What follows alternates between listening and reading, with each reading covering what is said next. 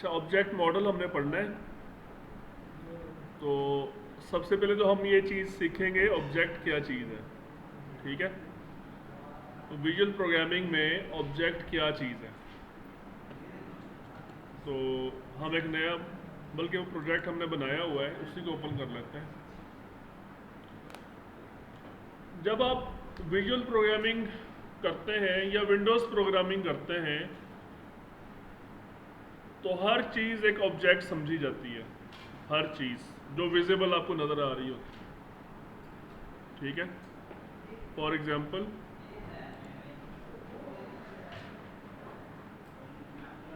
अभी हम इसका ये फॉर्म ओपन करते हैं।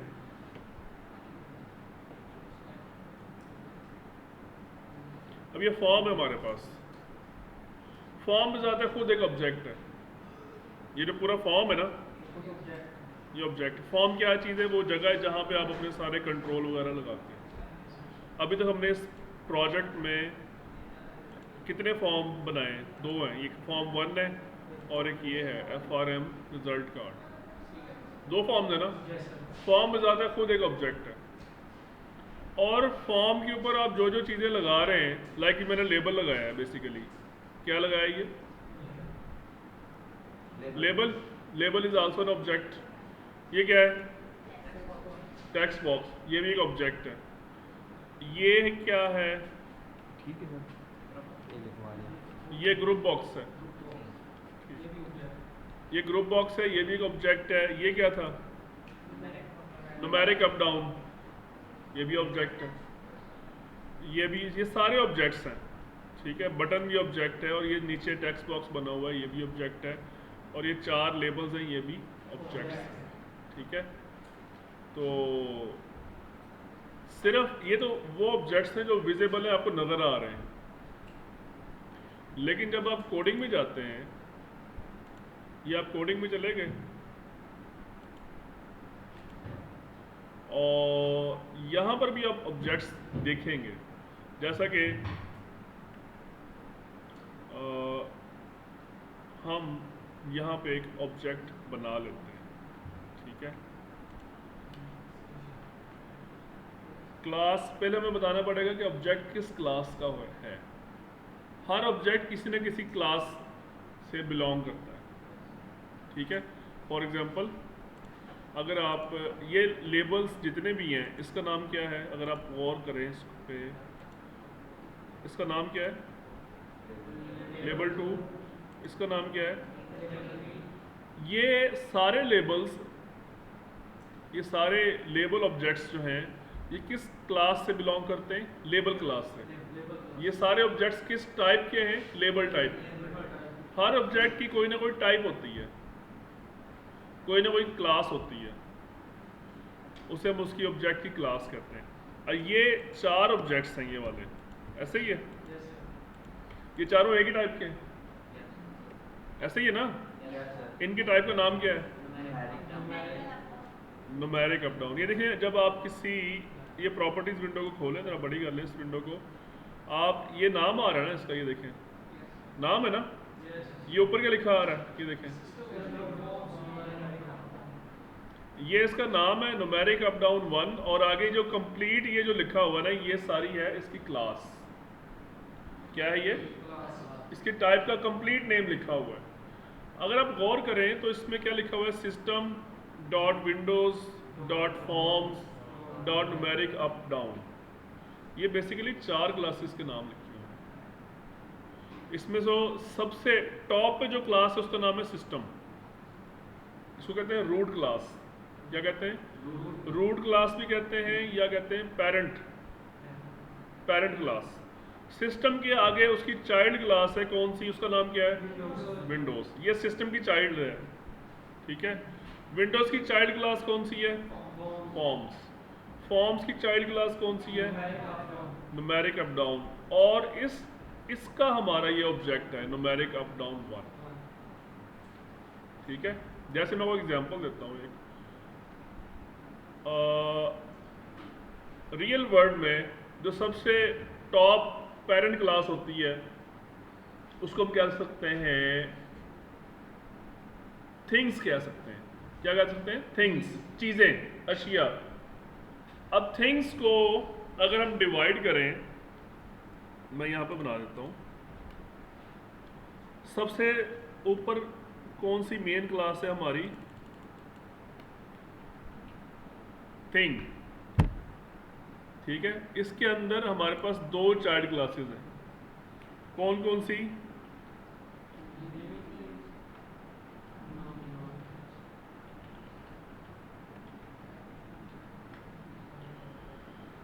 थिंग हमारी पेरेंट क्लास है और उसकी चाइल्ड क्लासेस कितनी है, दो। कौन कौन सी, अब अगर हम लिविंग थिंग्स के अंदर जाएं तो उसके अंदर फर्दर चाइल्ड निकलेंगे। इसके अंदर कौन कौन सी, तीन है, ह्यूमंस, एनिमल, प्लांट। समझ आ गई बात। अब अगर आप ह्यूमन के अंदर चले जाएं तो यहाँ पे फर्दर आपको दो चाइल्ड क्लास मिल जाएंगी। समझ आ रही है पूरी हायरार्की, ये हायरार्की है, स्ट्रक्चर, क्लासेस का स्ट्रक्चर। और हम सब जो हैं वो ऑब्जेक्ट्स हैं मेल क्लास के। हमारे पास इस वक्त एक फीमेल ऑब्जेक्ट है और बाकी जो है वो मेल ऑब्जेक्ट्स हैं। हम सब ऑब्जेक्ट्स हैं और हम किसी न किसी क्लास से ताल्लुक़ रखते हैं। समझ आ रही बात। तो हम क्लासेस नहीं हैं, हम ऑब्जेक्ट हैं। ऑब्जेक्ट क्या होते हैं, जो फिजिकली जिसका वजूद हो। क्लासेस का वजूद नहीं होता, क्लासेस जैसे कैटेगरीज होती हैं, कैटेगरीज, ठीक है। मतलब आप ये नहीं कह सकते जी ह्यूमन नाम का कोई ऑब्जेक्ट हो, ह्यूमन जस्ट एक कैटेगरी है, ऑब्जेक्ट नहीं है ये। हमारी टाइप क्या है, मेल, और मेल से ऊपर हमारी टाइप कौन सी है, ह्यूमन। उससे ऊपर कौन सी टाइप हमारी, लिविंग थिंग। उससे ऊपर कौन सी है, थिंग। थिंग जो है वो पेरेंट क्लास। तो क्लासेस और ऑब्जेक्ट का डिफरेंस समझ आया। क्लासेस जस्ट एक टाइप होती है, क्लास या कैटेगरी होती है, और क्लास की आगे फर्दर पेरेंट, उसकी फर्दर पेरेंट हो सकती है, ठीक है। अब आपको ये हायरार्की समझ आ रही होगी। तो इसी तरह ये जो ऑब्जेक्ट है इसकी क्लास का नाम क्या है, बताएं जी। टेक्स्ट बॉक्स, इसका नाम क्या है। जैसे हम सब ऑब्जेक्ट्स हैं ना, हम सब का नाम है, ठीक है।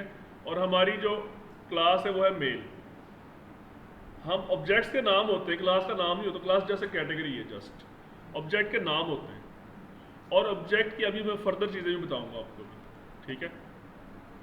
तो इसका नाम क्या है, टेक्स्ट बॉक्स 1 है, और इसकी कैटेगरी क्या है, टेक्स्ट बॉक्स। नाम कोई भी रखा जा सकता है, ये मैं इसका नाम चेंज कर देता हूँ। फॉर एग्जांपल इसका नाम मैंने दे दिया नेम बॉक्स। क्या नाम दे दिया इसका मैंने, नाम आप चेंज कर सकते हैं। किसी एक क्लास के बहुत सारे ऑब्जेक्ट्स हो सकते हैं।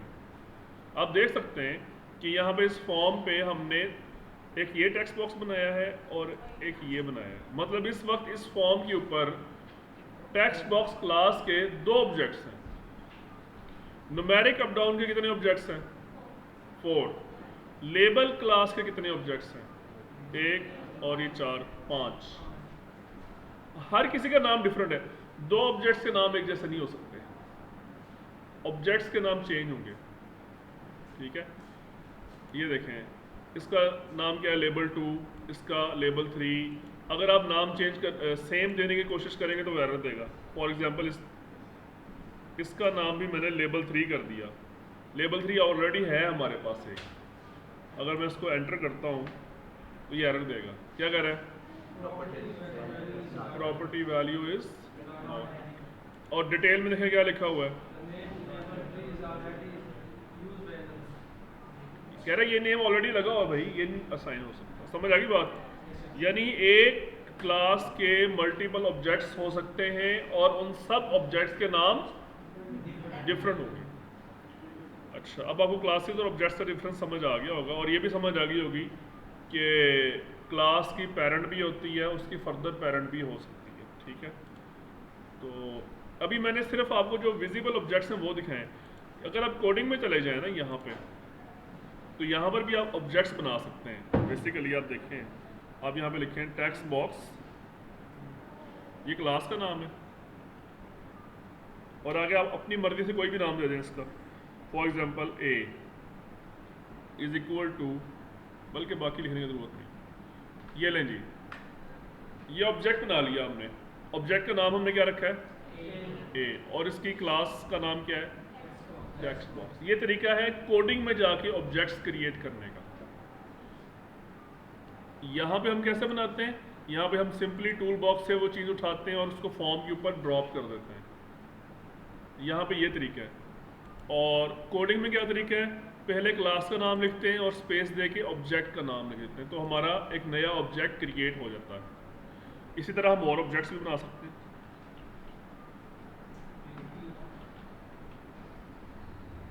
पहले क्लास का नाम लिखना है, उसके बाद इसका नाम फॉर एग्जांपल मैं लिख देता हूँ स्टूडेंट ने, नाम जो मर्जी रख लें आप, इस पर कोई लिमिट नहीं है। उसके रूल्स हैं, बहरहाल वो रूल्स मैं आपको बाद में बताऊँगा क्या रूल्स हैं। बहरहाल फिलहाल आप नाम अपनी पसंद का कोई भी रख सकते हैं, ठीक है। तो आपने ये 3 ऑब्जेक्ट्स बना लिए। अच्छा, अगर आप इस पर गौर करें इस कोडिंग के अंदर, तो हमने जो ये जो ऑब्जेक्ट्स यहाँ बने हुए हैं इनको यूज़ भी किया हुआ है। तो देखें आप ज़रा, ये यूज़ किया हुआ है आपने, इनको देखें। मतलब जो फॉर्म के ऊपर आप ऑब्जेक्ट्स बनाते हैं उसको कोडिंग के अंदर इस्तेमाल कर सकते हैं आप, उनको आपको डिफाइन करने की ज़रूरत नहीं होती। ये मैंने डिफाइन किए हैं, ये देखें, ये मैंने नए ऑब्जेक्ट्स डिफाइन किए हैं यहाँ पे, लेकिन ये वाले ऑब्जेक्ट्स ऑलरेडी डिफाइंड है, इनको मुझे डिफाइन करने की ज़रूरत नहीं है। ये मैंने कहाँ डिफाइन किए हैं, फॉर्म के ऊपर। यहाँ तक बात क्लियर कि हम इसको फॉर्म के ऊपर भी डिज़ाइन कर सकते हैं ड्रैग एंड ड्रॉप के ज़रिए, और कोडिंग में जाके कोडिंग के ज़रिए भी नए ऑब्जेक्ट्स क्रिएट कर सकते हैं। ओके, अब आई थिंक आपको ऑब्जेक्ट्स का कॉन्सेप्ट क्लियर हो गया होगा। तो ये सारी क्लास की डेफिनेशन लिखी हुई है, और ये वही चीज़ें जो मैंने समझाई हैं अभी, ये नोट्स दे दूंगा मैं आपको, ठीक है। अच्छा, ये जो ऑब्जेक्ट लाजमी नहीं होते कि आप सारे टूल बॉक्स में से ही सारे क्रिएट करें। यहाँ से कुछ ऐसे ऑब्जेक्ट्स भी होते हैं जो टूल बॉक्स के अलावा भी क्रिएट होते हैं, लाजमी नहीं होता कि यहाँ से सारे क्रिएट होंगे। और ये तो टूल बॉक्स से जो चीज़ें आप क्रिएट कर रहे हैं ना, ये ख़ास तरह के ऑब्जेक्ट्स हैं, इनको हम कहते हैं कंट्रोल्स। क्या कहते हैं, ये सारे कंट्रोल्स हैं, ये सारे background worker, binding navigator, binding source, इसमें से भी आपने 4-5 कंट्रोल्स इस्तेमाल करना सीखे, सारे नहीं सीखे आपने। और इस सेमेस्टर में हमने सारे सीखने भी नहीं है, कोई 10-15 कंट्रोल्स है, बस वही सीखने हैं आपने, सारे नहीं सीखने। वो तो with the passage of time जब आप खुद किसी सॉफ्टवेयर कंपनी में जाएंगे तो बाकी भी आप यूज़ करना सीख जाएंगे। वो सिखाते नहीं आपको? वो सिखाते हैं? वो जब आपको प्रोजेक्ट आपके ऊपर लोड डालेंगे तो आपको खुद ब खुद समझ आना शुरू हो जाएगा। काम होता ही ऐसा है, जब कोई वर्कलोड होता है ना, फिर समझ आती है बात की, ठीक है। अच्छा, मैं कह रहा था कि ऑब्जेक्ट्स कंट्रोल्स के अलावा भी होते हैं। कौन से? बिल्ट इन क्लासेस हैं यहाँ पे .NET में बिल्ट। अब ये .NET का वर्ड मैं बोल रहा हूँ, इसके ऊपर हमारा अगला लेक्चर होगा, .NET क्या चीज़ है। फिलहाल आप सिर्फ नाम सुने इसका, ठीक है। .NET का हमारा अगला लेक्चर होगा, उसमें मैं डिटेल से बताऊंगा कि .NET क्या चीज़ है, ठीक है। .NET में बिल्ट इन क्लासेस हैं। ये जो अभी आप देख रहे हैं, ये जो प्रॉपर्टीज में आप गए, ये ऑब्जेक्ट का नाम नेम बॉक्स है और इसका ये पूरी क्लासेस हैं, उसके ऊपर जिस क्लास से ये बिलोंग करता है, ये सारी बिल्ट इन क्लासेस हैं .NET की। बिल्ट इन का मतलब क्या होता है? ऑलरेडी डिफाइंड है। जैसे सी लैंग्वेज में हेडर फाइल्स होती थी, ऑलरेडी डिफाइंड थी, आप जस्ट हेडर फाइल को इंक्लूड करते थे और नीचे उसका फंक्शन यूज़ करते थे, ठीक है। इसी तरह यहाँ पर भी क्लासेस ऑलरेडी डिफाइंड है, तो हमने जस्ट सिंपली उस क्लास का ऑब्जेक्ट क्रिएट करना होता है। तो कंट्रोल्स के अलावा मैं आपको एक और क्लास का ऑब्जेक्ट बना के दिखाता हूँ, ठीक है। फॉर एग्जांपल एक क्लास है,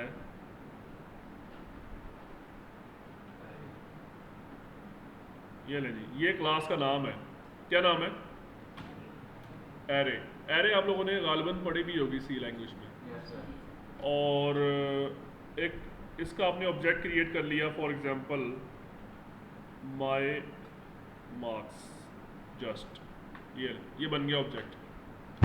अब ये आपका कंट्रोल नहीं है जो आप टूल बॉक्स से उठा कर लगाते हैं, ये वो नहीं है। ये टेक्स्ट बॉक्स भी कंट्रोल है, लेकिन ये एक एरे जो है ये कंट्रोल नहीं है, ये एक और क्लास है, कंट्रोल से हटके है ये। तो सारे ऑब्जेक्ट्स कंट्रोल्स वाले नहीं होंगे, उनसे हटके भी होंगे। और हम खुद भी क्लासेस डिफाइन करेंगे अपनी, ये तो बिल्ट इन क्लासेस है ना, array is a built in class. हम खुद भी अपनी क्लास डिफाइन करेंगे और हम अपनी क्लासेस के ऑब्जेक्ट्स भी बनाएंगे, ठीक है। इन फ्यूचर हमारा इंशाल्लाह मिड से पहले पहले हमने अपनी क्लासेस डिफाइन करना भी सीखनी है कि हम अपनी क्लासेस कैसे डिफाइन करेंगे। तो फिलहाल हमने सिर्फ ये सीखा है कि ऑब्जेक्ट्स कैसे बन रहे हैं, जो ऑलरेडी डिफाइंड है क्लासेस, जस्ट उनको हम देख रहे हैं बस। ओके, यहाँ तक कोई क्वेश्चन हो? समझ आ गई है ऑब्जेक्ट्स की? फिलहाल हमारा ज़्यादातर कंसर्न जो होगा वो कंट्रोल्स वाले ऑब्जेक्ट्स के साथ ही होगा, ज़्यादा जो हमारा कंसर्न होगा। उसके अलावा जब भी मैं कोई नया ऑब्जेक्ट बनाऊंगा तो वो बता दूंगा मैं आपको, ठीक है। एक और क्लास इस्तेमाल होती है लिस्ट की, जब हमने कोई लिस्ट क्रिएट करनी हो ना तो फिर हम इस क्लास का ऑब्जेक्ट क्रिएट करते हैं। फॉर एग्जांपल नेम्स, ये भी लिस्ट ऑफ स्ट्रिंग, ये हमने एक ऑब्जेक्ट क्रिएट किया है नेम्स के नाम से और इसकी क्लास का नाम क्या है, लिस्ट, ठीक है। और लिस्ट किस टाइप की है, स्ट्रिंग टाइप की है। तो खैर यहाँ तक फिलहाल हमने ऑब्जेक्ट्स को इतना ही डिस्कस करते हैं, अब हम आगे चलते हैं। प्रॉपर्टीज, अच्छा उससे अगली जो चीज़ है वो है प्रॉपर्टीज। प्रॉपर्टीज क्या होती हैं? हर ऑब्जेक्ट के साथ तीन चीज़ें अटैच होती हैं। Number 1 properties, number 2 methods, number 3 events, ठीक है। प्रॉपर्टीज का मतलब होता है कि उस ऑब्जेक्ट की शक्ल सूरत कैसी है, अपीयरेंस।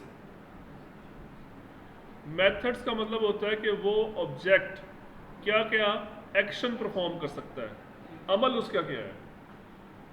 ये प्रॉपर्टीज उसकी शक्ल सूरत, मेथड्स उसके अमल, वो क्या क्या चीज़ें कौन कौन से एक्शन परफॉर्म कर सकता है। और इवेंट्स से मुराद ये है कि उसका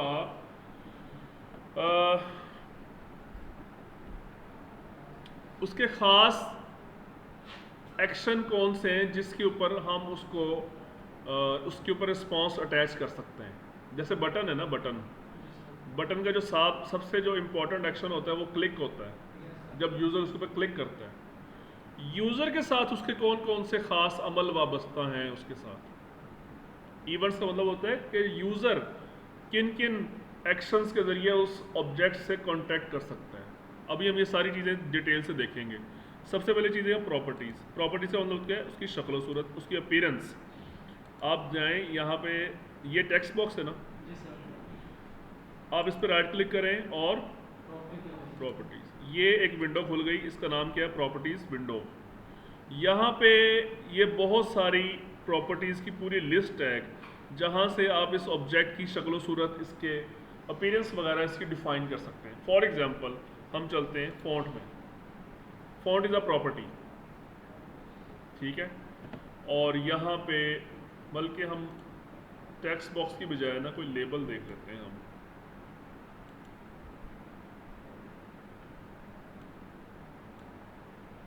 ये फ़ॉन्ट की प्रॉपर्टी आपको लेबल के ऊपर सबसे ज़्यादा क्लियर नज़र आएगी, टेक्स्ट बॉक्स में तो इतनी ज़्यादा क्लियर नज़र नहीं आएगी आपको। ये लेबल मैंने कॉपी पेस्ट कर ली है और सबसे पहले मैं जो इसकी प्रॉपर्टी चेंज करने लगा वो है टेक्स्ट। टेक्स्ट प्रॉपर्टी सबसे ज़्यादा इस्तेमाल होती है, ये हर कंट्रोल की होती है तकरीबन।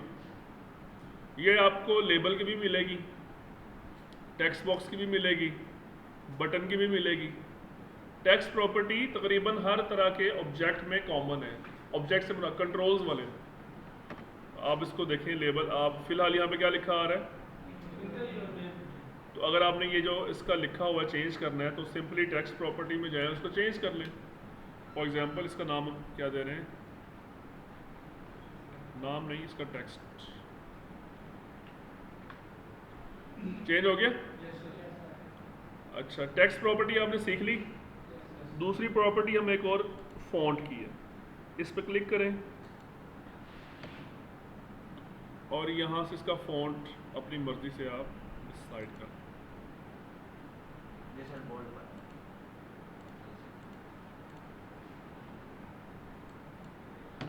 ठीक है, फ़ॉन्ट प्रॉपर्टी समझ आ गई? फ़ॉन्ट प्रॉपर्टी भी तकरीबन हर कंट्रोल की होती है, टेक्स्ट बॉक्स की भी, बटन की भी, लेबल की भी तकरीबन। ठीक है, जो जो चीज़ें विजिबल हैं सबकी होती है। अच्छा, फिर इसमें एक है ये, क्या लिखा है ये? Four colour. फोर का मतलब होता है फोरग्राउंड, फ्रंट का कलर। एक होता है बैकग्राउंड कलर, एक होता है फ्रंट का कलर, टेक्स्ट कलर। तो फोर कलर आप इसको चेंज कर दें, रेड कर दें। और एक और होती है बैक कलर। ठीक है, बैक कलर आप चेंज कर दें इसका।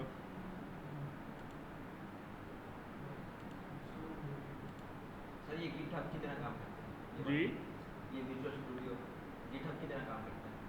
किसकी तरह? गिटहब चलो गिट हब और चीज़ है यार, उसका इसके साथ कोई ताल्लुक नहीं। गिट हब का बताऊंगा बाद में आपको, फिलहाल हमारे इस लेक्चर में उसका कोई ताल्लुक नहीं है।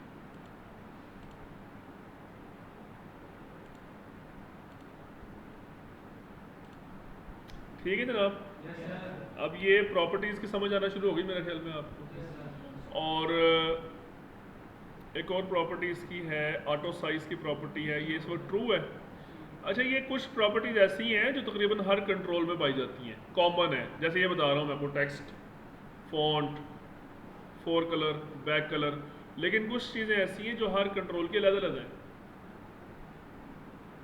टेक्स्ट बॉक्स की कुछ चीज़ें ऐसी हैं जो सिर्फ टेक्स्ट बॉक्स में पाई जाती हैं, कुछ चीज़ें ऐसी हैं जो सिर्फ न्यूमेरिक अप डाउन में पाई जाती हैं, कुछ चीज़ें ऐसी हैं जो सिर्फ लेबल में पाई जाती हैं, बाकियों में नहीं पाई जाती।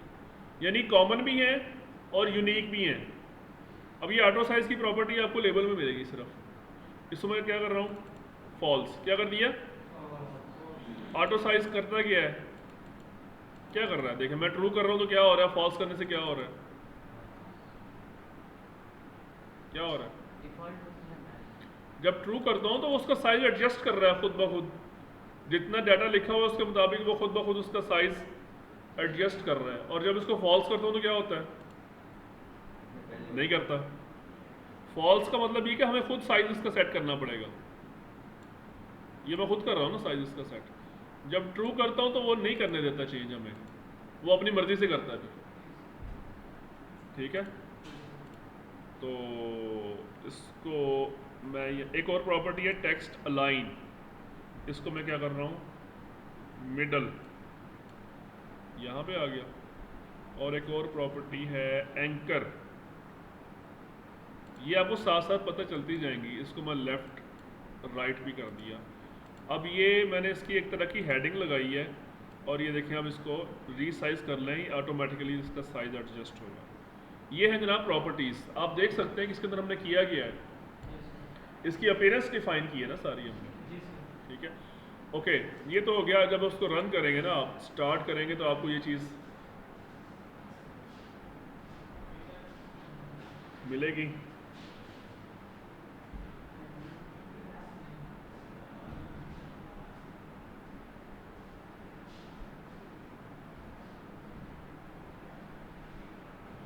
ठीक है भाई, ये आपके सामने रिजल्ट आ गया। अच्छा, अब यही जो प्रॉपर्टीज़ आप यहाँ से डिज़ाइन टाइम पे चेंज कर रहे हैं, यही प्रॉपर्टीज़ आप कोडिंग में भी जाकर चेंज कर सकते हैं। ठीक है, फॉर एग्जांपल मैं यहाँ पे एक बटन क्रिएट करता हूँ, कंट्रोल सी कंट्रोल बी,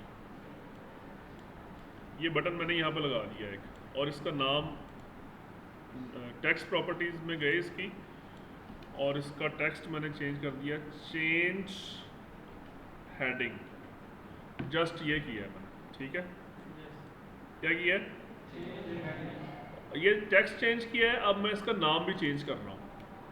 नाम इसका मैं दे रहा हूँ BTN चेंज, या जो भी आप नाम देना चाहें। अब इसके ऊपर डबल क्लिक करें, ये इसका इवेंट खुल गया। यहाँ पे आप लिख दें, इसका नाम क्या था इस सब्जेक्ट का, ये जो कंट्रोल, इसका नाम क्या नाम है इसका, लेबल 6। अब हम इसका जो टेक्स्ट है कोडिंग से चेंज करेंगे। कैसे? लेबल 6 यही नाम है ना उसका। अब मुझे उसकी प्रॉपर्टी जो है ना वो लिखनी है आगे। कौन सी? टेक्स्ट। कौन सी? तो मैं यहाँ पर डॉट प्रेस करूँगा तो मेरे सामने पूरी लिस्ट खुल जाएगी एक। वही जो प्रॉपर्टीज उधर आ रही थी ना प्रॉपर्टीज विंडो में, वो सारी इधर आ जाएंगी। और यहाँ पे सिर्फ प्रॉपर्टीज नहीं आ रही, यहाँ पे मेथड्स भी आ रहे हैं और यहाँ पे इवेंट्स भी आ रहे हैं। अगर आप नोट करें तो ये कुछ चीज नाम जो लिखे हैं उसके साथ ये ब्लैक कलर का निशान आ रहा है और एक ये निशान आ रहा है ना निशान। ये मतलब निशानों में फ़र्क है थोड़ा सा। और आपको एक ये वाला निशान भी नज़र आ रहा होगा। ये 3 तरह के निशान नज़र आ रहे होंगे। ये जो निशान है ना ये वाला, ये है मेथड। और ये जो ब्लैक कलर वाला निशान है ये है प्रॉपर्टी। और ये वाला जो निशान है ये है इवेंट। अभी हमने कौन सी प्रॉपर्टी देखनी थी? कौन सी? देखें कोई है इसके अंदर प्रॉपर्टी टेक्स्ट के नाम की है? ये आ गई है। तो या तो आप इसके ऊपर डबल क्लिक कर दें, या टाइप कर रहे हैं ना तो टी लिखें, ये ऊपर आ जाएगी। ई लिखें, जब ऊपर आ जाएगी ना तो आप उसको टैब प्रेस कर दें या एंटर प्रेस कर दें, वो खुद ब खुद लिखी जाएगी। ठीक है। Space equal to double quotations में आप इसकी वैल्यू दें, क्या देना चाहते हैं आप। फॉर एग्जांपल टेस्ट फॉर्म, ये जो भी आप नाम देना चाहें। अब होगा क्या कि जब हम इस बटन पे क्लिक करेंगे तो इसका टेक्स्ट चेंज होगा। क्या होगा? क्या लिखा है हमने यहाँ पे? ये लिखा आएगा। चलो आगे देखें इसको।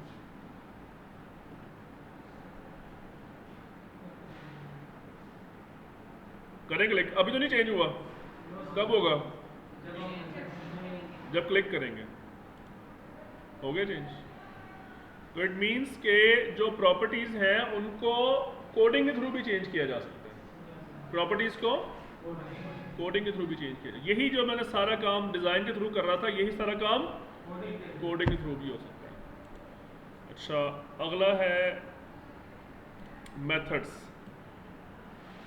मेथड्स के बारे में आपको कल बताऊंगा और इवेंट्स के बारे में कल बताऊंगा। अभी टाइम हो गया। ठीक है।